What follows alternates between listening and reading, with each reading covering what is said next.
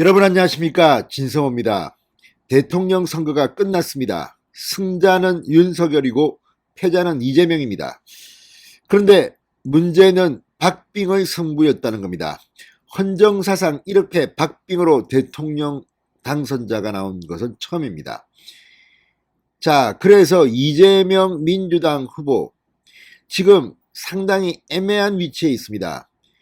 집권여당 후보로서 패배했으면 이제 정치 생명이 끝났을 수도 있는데 나이가 아직 60이 안 됐습니다. 그리고 이번에 생각보다는 선전했다는 평가가 있습니다. 그래서 오늘 열린 민주당 선대위 해단식은 눈물의 해단식이었다고 합니다. 상당히 많은 당직자, 자원봉사자들이 울었고 또 이재명 후보가 패배하는 순간 이 TV, SBS, KBS 이런 패널들로 나온 사람 중 박영선 전 장관이 실제로 울었습니다. 자, 그런데 문제는 인간적으로 이런 눈물에는 사실 좀 울컥합니다. 그럼에도 불구하고 지난 5년 동안 문재인 정권이 대한민국 국민들 중 상당한 분들께 피눈물을 흘리겠다는 걸 생각하면 이번 한번 패배로 그렇게 눈물 보이는 것은 쇼라는 사람도 있습니다. 물론 저는 이런 눈물에 대해서는 어느 정도 이해할 수는 있습니다. 그러나 눈물은 눈물이고 따질 것은 따져야 합니다. 이재명 후보가 이렇게 석패를 했기 때문에 앞으로 경기도지사에 떠나간다, 당대표에 도전한다 이런 이야기들이 나오고 있습니다. 어떻게 될지는 모르겠습니다. 그러나 뭔가는 할 것 같습니다. 실제로 이재명 후보는 선거 캠페인 중 정치를 그만두기에는 아직 젊다고 했습니다. 이게 무슨 말일까요? 자, 그러나 우리가 여기서 분명히 짚을 것은 지금은 선거가 끝났기 때문에 패자에게 위로를 해야 하지만 시간이 조금 흐르고 현실로 돌아오면 해결해야 할 일들이 있습니다. 바로 문재인 정권이 이 부패 혐의자에 대해서 제대로 수사를 하지 않았다는 의혹입니다. 대장동 특혜 의혹에서 몸통은 이재명이라고 주장하는 사람들이 많습니다. 그런데 문재인의 검찰은 이재명을 봐줬다는 의혹에 휩싸이고 있습니다. 자, 그렇다면 이재명 후보 앞으로 어떻게 될까요? 이와 관련해서 청와대에 청원 하나가 들어왔습니다. 이재명 긴급 출국 금지를 요청한다는 글입니다. 엄청나게 폭발적인 호응을 얻고 있습니다. 과연 이재명 후보는 출국 금지될까요?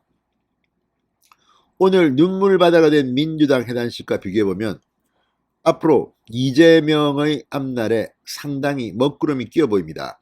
지금 이재명 후보와 관련돼서 대장동 의혹 말고도 변호사비 대납 의혹, 또 부인 김혜경 씨와 관련한 경기도 법인카드 횡령 의혹, 또 성남FC 관련 의혹, 지금 수사를 해야 할 대상이 상당히 많습니다. 윤석열 대통령 당선인은 여든 야든 부정부패한 사람들은 원칙대로 수사하겠다고 했습니다. 이재명의 운명은 어떻게 될까요? 진성호의 직설 시작합니다. 방송에 앞서 아직 진성호 방송의 구독자가 아니신 분은 붉은색 구독 버튼 눌러주십시오. 더 좋은 방송으로 보답하겠습니다. 자, 윤석열 후보가 당선되자마자 이재명 후보의 출국 금지를 요청하는 국민청원 글이 청와대 게시판에 올라왔습니다. 오늘 청와대 국민청원 게시판에는 이재명 씨의 긴급 출국 금지를 요청합니다라는 제목의 글이 올라왔습니다.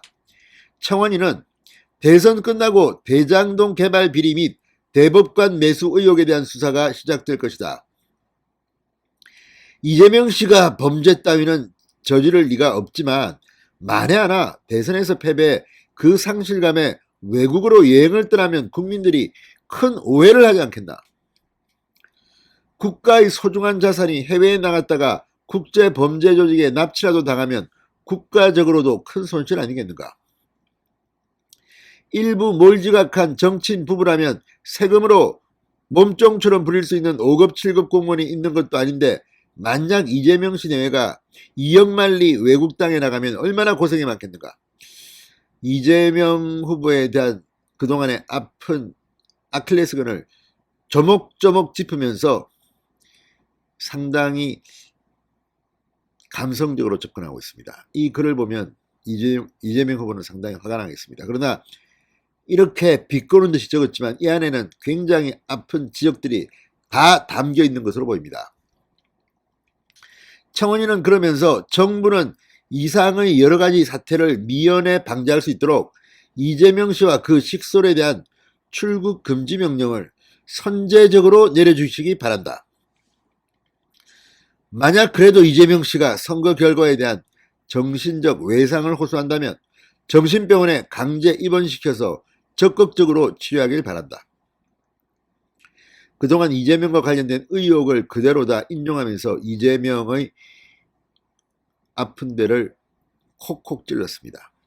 자, 이 청원은 오늘 오후 3시 기준으로 6만 5천 명 이상의 동의를 얻었습니다. 폭발적인 반응입니다. 현재는 사전 동의 100명 요건을 충족해 정식 공개 여부를 검토를 위해서 일시적으로 비공개 처리된 상태입니다. 자, 이걸 보면 진짜 세상이라는 게 선거는 지면 힘들어집니다. 이재명 후보는 선거 캠페인 때 지면 없는 제도 만들어서 감옥에 보낼 것이다, 이런 취지의 주장을 한 적도 있습니다. 그래서 감옥 가기 않기 위해서 대선 승리를 해야 한다, 이렇게 말하는 민주당 지지자도 있었을 정도입니다. 자, 이제 이재명의 운명은 어떻게 될까요? 자, 오늘 민주당 선대위 해단식은 상당히 숙연한 분위기에서 치러졌다고 합니다. 더 팩트에 따르면 이 단상에 오른 이재명 후보, 당직자로부터 꽃다발을 건네봤자 뭐 진 사람에게 꽃다발을 줍니까? 그리고 이 단상에 올라가기 전에 양옆으로 줄지어선 선대위 관계들과 악수할 때 한숨 소리가 들리고 뭐 눈물을 보이는 사람도 있었다고 합니다. 자, 이 해단식에 이 몇몇 당직자들은 흐르는 눈물을 주체하지 못하고 울었다고 합니다. 실제로 박영선 전 장관은 어제 SBS 생방송 중에 눈물을 보이기도 했습니다. 자, 이제 상임선대위원장을 맡았던 송영길 민주당 대표에게 눈길이 갑니다.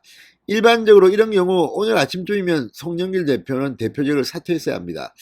비대위 체제로 가는 것이 당연해 보입니다. 그런데도 송영길 대표는 이렇게 말했습니다. 정말 의미 있는 성과를 거두었다고 생각한다. 정권교체 여론이 압도적인 상황에서 우리 모두가 뛰어서 역대 최고의 득표율, 47% 넘는 득표율, 1600만 명 넘는 국민이 민주당 이재명 후보를 지지해줬고 대통령 선거가 생긴 이래 가장 근소한 차이인 24만 표 0.73%포인트 차로 결정됐다고 주장했습니다. 지금 이런 말 할 때입니까?